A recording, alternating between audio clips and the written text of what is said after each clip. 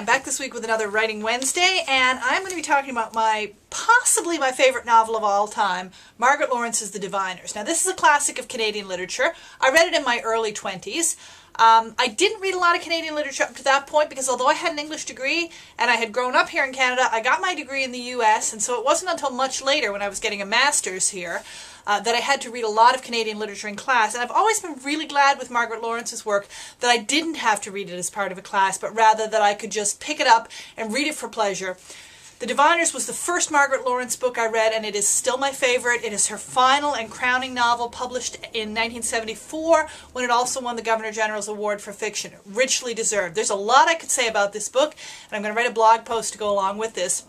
But as always with the Writing Wednesday book talk, my focus is going to be on what I, as a writer, have learned from this book. So I've talked about writers who do language really well and writers who do characterization really well. What I think is brilliant with The Diviners is the way in which Margaret Laurence uses language to unlock her characters, to let us know what these people are like. And there's a couple of ways we do that. One of them is through the main character, Morag, who is, at least, I think, partly, most critics agree, autobiographical. Not that her life in every way echoes that of Margaret Laurence, but that there are certainly parallels and that it is very much a portrait of a novelist in midlife trying to write what's probably going to be her greatest book, which is, of course, what Margaret Laurence was doing when she wrote The Diviners.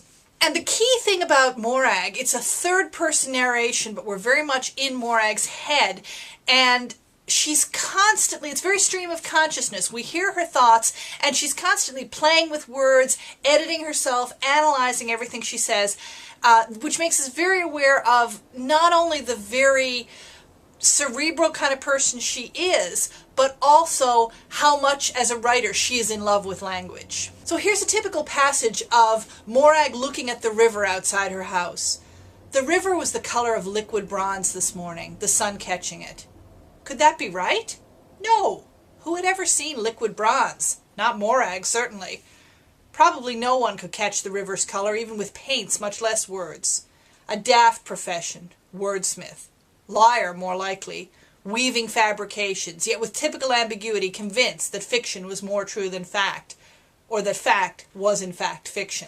That comes very early in the novel, and it tips us off that this is going to be a novel told from the perspective of a woman who is a writer, who is fascinated with words, and who is fascinated too with how our words and our stories portray what's true and what's not. And that's really what the whole novel is about as Morag looks back through her life. The other character who's so well delineated through language is Morag's foster father, Christy, who is the town scavenger, as they called it then, the garbage man, a bit of a ranting old drunk, a very eccentric character, and someone who Morag is both very attached to and also ashamed of as she's growing up. And I'm going to read one of the typical passages of Christy's rants.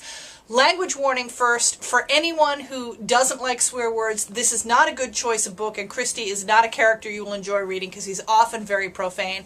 And in fact, this book in general has had a lot of challenges from a sort of morality basis. Obviously, that's a very individual thing, what you like in your reading. So this is perhaps not a book for everybody from that perspective. By their garbage shall ye know them, Christy yells like a preacher, a clowny preacher. I swear by the ridge of tears and by the valor of my ancestors, I say unto you, Morag Gunlass, that by their bloody goddamn garbage shall ye Christly well know them. The ones who eat only out of tins. The ones who have to wrap the rye bottles in old newspapers to try to hide the fact that there are so goddamn many of them. The ones who have 14,000 pill bottles a week now.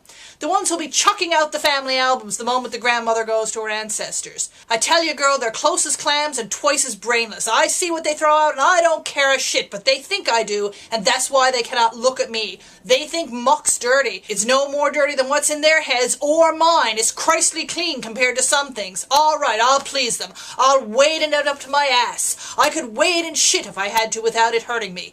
I'd like to tell the buggers that.